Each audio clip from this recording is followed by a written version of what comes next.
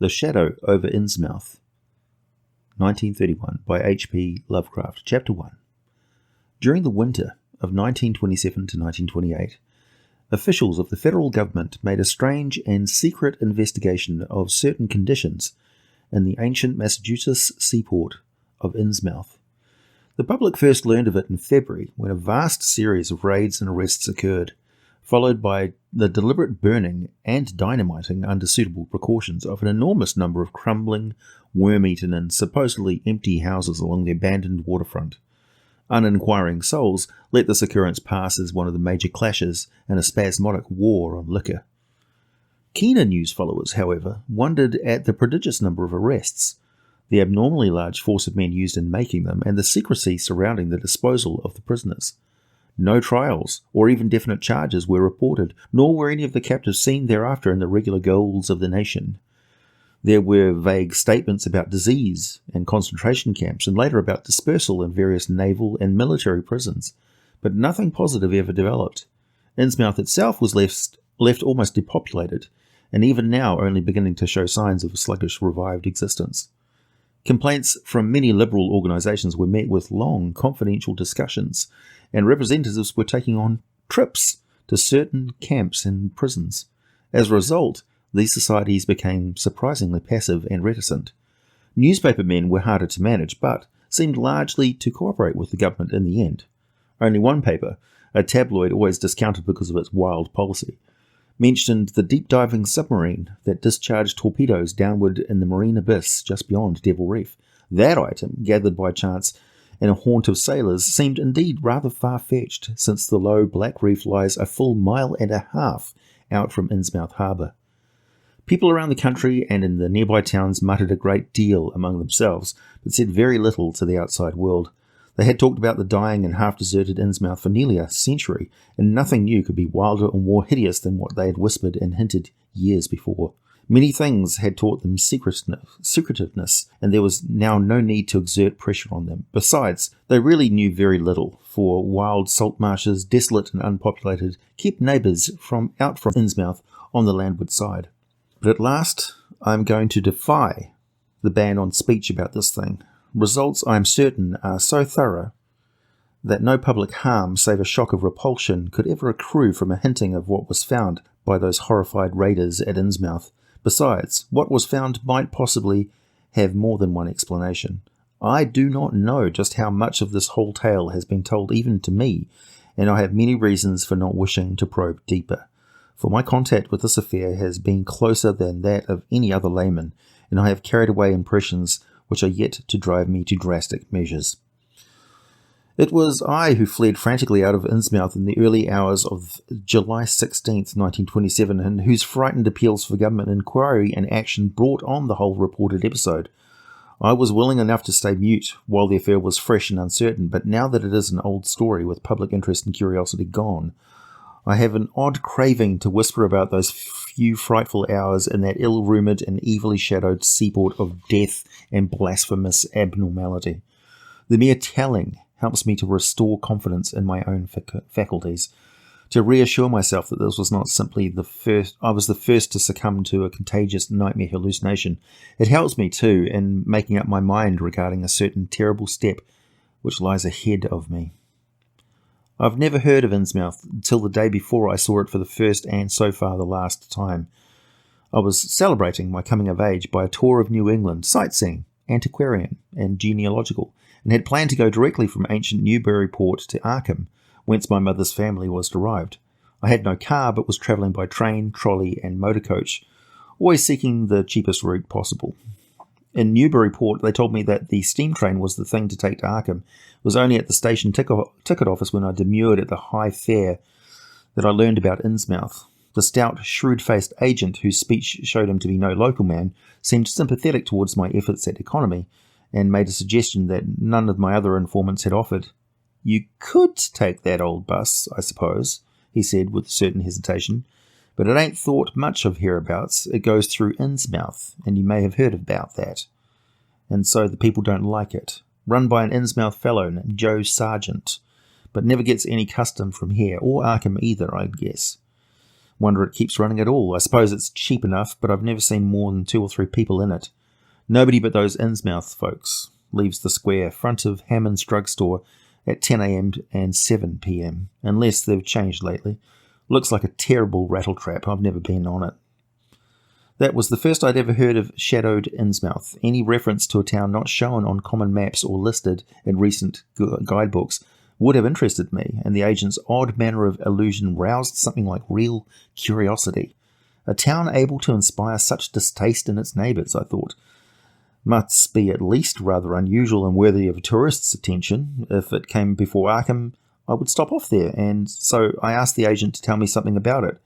He was very deliberate and spoke with an air of feeling slightly superior to what he said. Innsmouth? Well, it's a queer kind of a town down at the mouth of the Manoxet. Used to be almost a city, quite a port before the War of 1812, but all gone to pieces in the last 100 years or so. No railroad now, B&M never went through, and the branch line from Rowley was given up years ago. More empty houses than there are people, I'd guess. No business to speak of except fishing and lobstering. Everybody trades mostly here in Arkham or in Ipswich. Once they had quite a few mills, but nothing's left now except one old gold refinery running the leanest kind of part-time. That refinery, though, used to be a big thing, and the old man Marsh, who owns it, must be richer than Croesus. Queer old duck, though, and sticks mighty close to his home. He's supposed to have developed some kind of a skin disease or deformity late in life that makes him keep out of sight. Grandson of Captain Obed Marsh, who founded the business. His mother seems to have been some kind of a foreigner, they say a South Sea Islander. So everybody raised Cain when he married an Ipswich girl 50 years ago. They always do that about the Innsmouth people. And folks here and hereabouts try to cover up, any Innsmouth blood that may have in them. But Marsh's children and grandchildren look just like anyone else as far as I can see. I've had them pointed out for me here and there. Though, come to think of it, the older children don't seem to be around lately, and I've never seen the old man.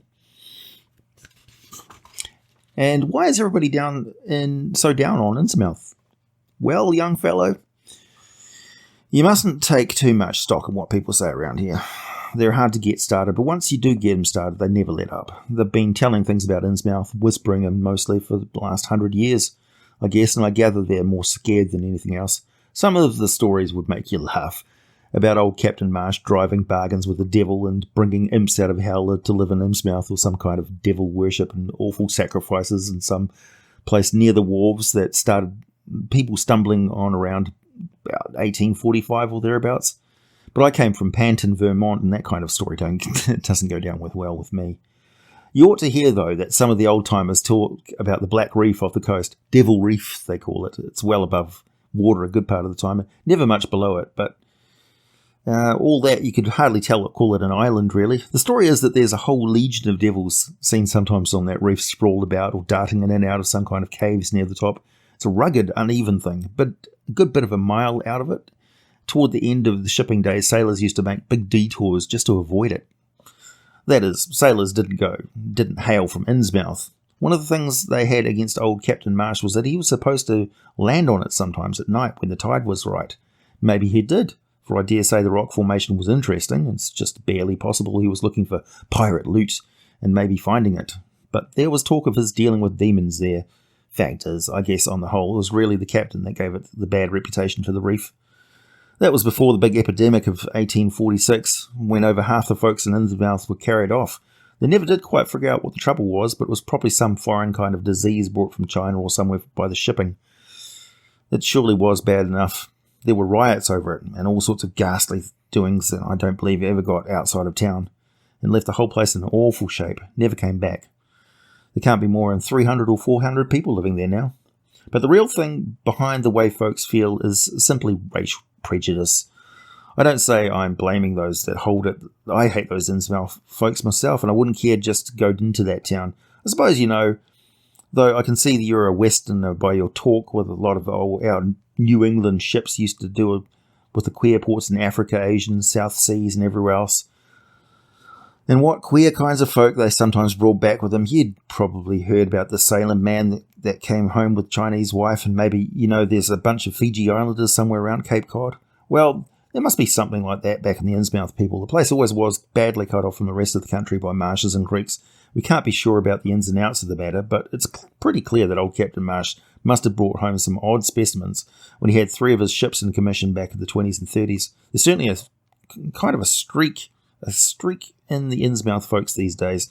I don't know how to explain it, but it sort of makes you crawl. You'll notice a little in Sargent if you take the bus. Some of them have queer, narrow heads with flat noses and bulgy, starey eyes that never seem to shut, and their skin ain't quite right, rough and scabby. And the sides of their necks are all shriveled and creased up, bald too, very young. The older fellows look the worst. Fact is, I don't believe I've ever seen a very old chap of their kind. Guess they must die off looking in the glass. Animals hate them. They used to have a lot of horses and troubles when the autos came in. Nobody around here in Arkham or Ipswich will have anything to do with them, and they act kind of offish themselves when they come into town or when anyone tries to fish in their grounds. Queer how fish always are thick around Innsmouth harbour when there ain't any fish anywhere else around.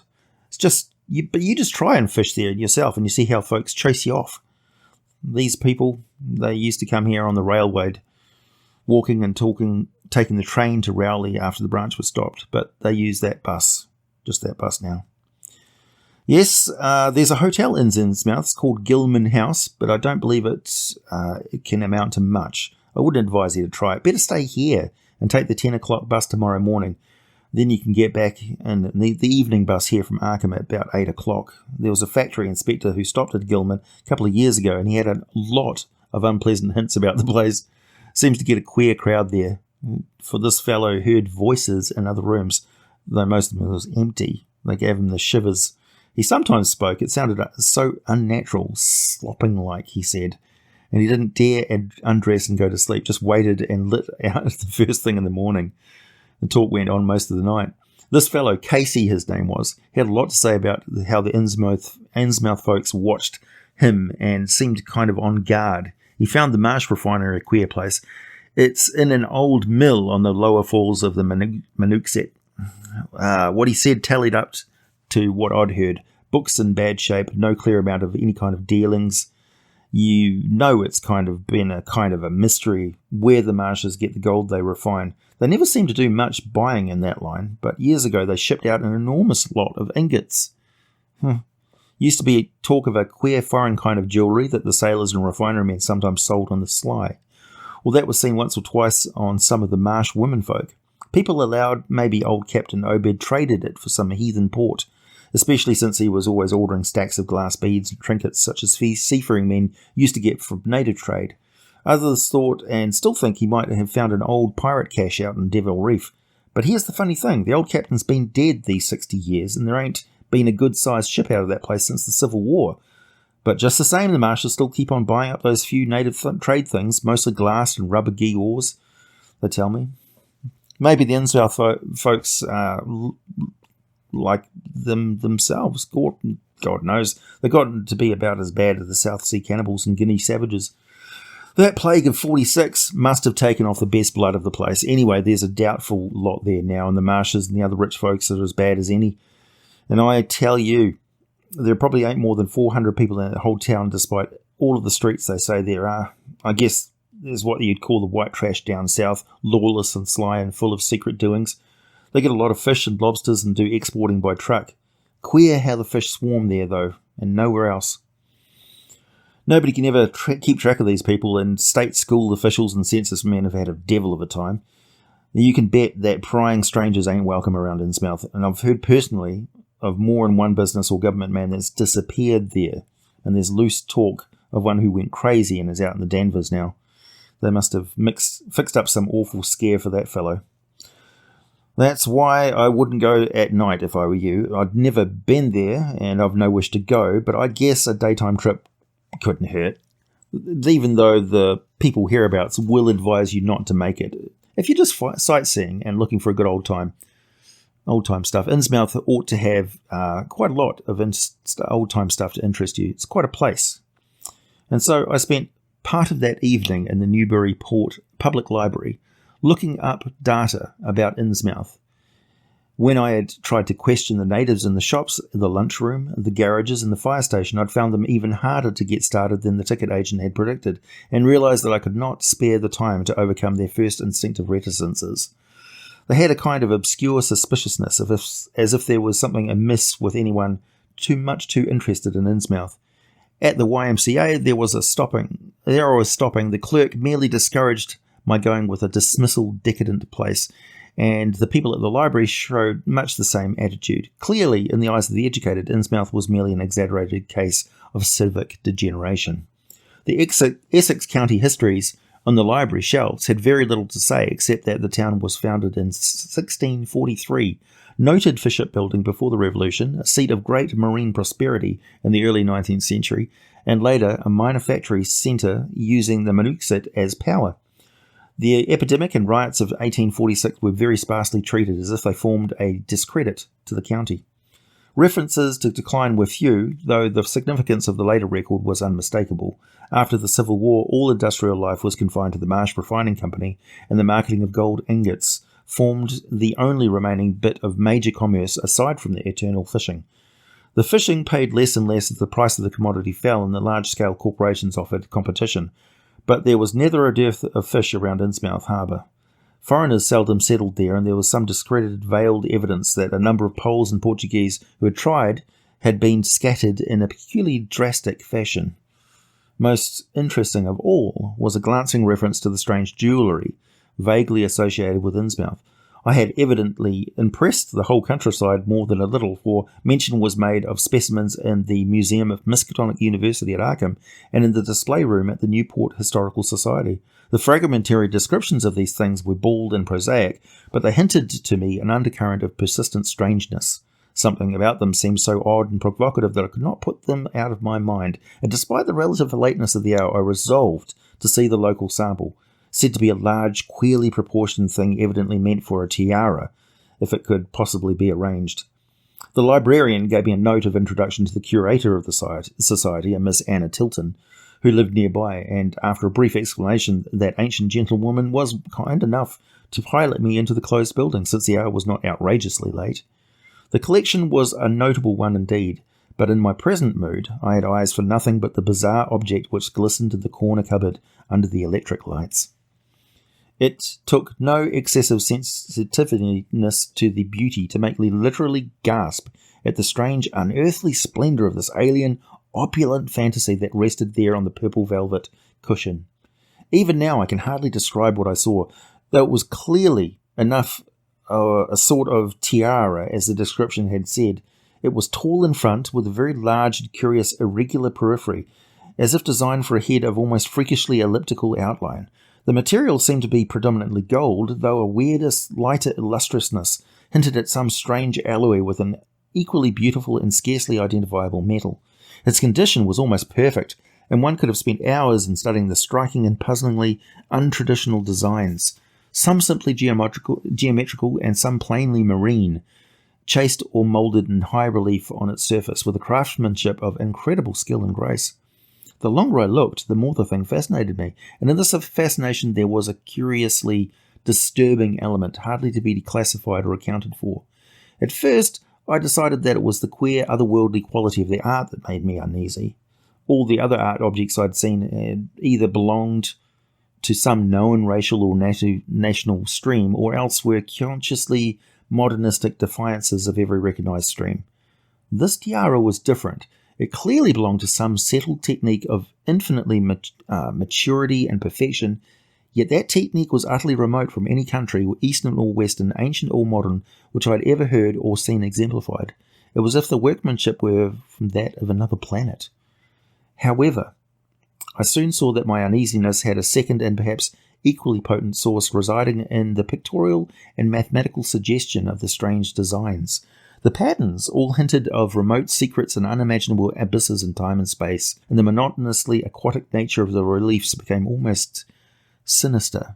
Among these reliefs were fabulous monsters of abhorrent grotesqueness and malignity, half ecthelic and half batrachian in suggestion. One could not dissociate from a certain haunting and uncomfortable sense of pseudo-memory, as if they recalled up some image from deep cells and tissues whose retentive functions are partially wholly primal and awesomely ancestral. At times I fancied that every contour of these blasphemous fish frogs was overflowing with the ultimate quintessence of unknown and inhuman evil. In odd contrast to the tiara's aspects was its brief and prosaic history as related by Miss Tilton. It had been pawned for a ridiculous sum at a shop in Slate Street in 1873 by a drunken Innsmouth man, shortly afterward killed in a brawl. The society had acquired it directly from the pawnbroker, at once giving it a display worthy of its quality. It was labelled as of probable Easto-Indian or Indo-Chinese provenance, though the attribution was frankly tentative. Miss Tilton, comparing all possible hypotheses, regarded its origin and its presence in New England, was inclined to believe that it formed part of some exotic pirate horde discovered by old Captain Obed Marsh. This view was surely not weakened by the insistent offers of purchase at a high price which the Marshes began as soon as they knew of its presence, and which they repeated to this day despite the Society's unvarying determination not to sell it. As the good lady showed me out of the building, she made it clear that the pirate theory of the Mars fortune was a popular one among the intelligent people of the region. Her own attitude toward shadowed Innsmouth, which she had never seen, was one of disgust at a community slipping far down the cultural scale, and she assured me that the rumours of devil worship were partly justified by a peculiar secret cult which had gained force there and engulfed all the orthodox churches. It was called, she said, the Esoteric Order of Dagon, and was undoubtedly a debased, quasi-pagan thing imported from the East a century before, at a time when the Innsmouth fisheries seemed to be going barren. Its persistence among the simple people was quite natural in view of the sudden and permanent return of abundantly fine fishing, and it soon came to be the greatest influence in the town, replacing Freemasonry altogether and taking up headquarters in the old Masonic Hall in New Church Green. All this, to the pious Miss Tilton, formed an excellent reason for shunning the ancient town of decay and desolation, but to me it was merely a fresh incentive. To my architectural historical anticipation, which now added an acute anthropological zeal, and I could scarcely sleep in the small room at the Y as the night wore away. End of chapter 1.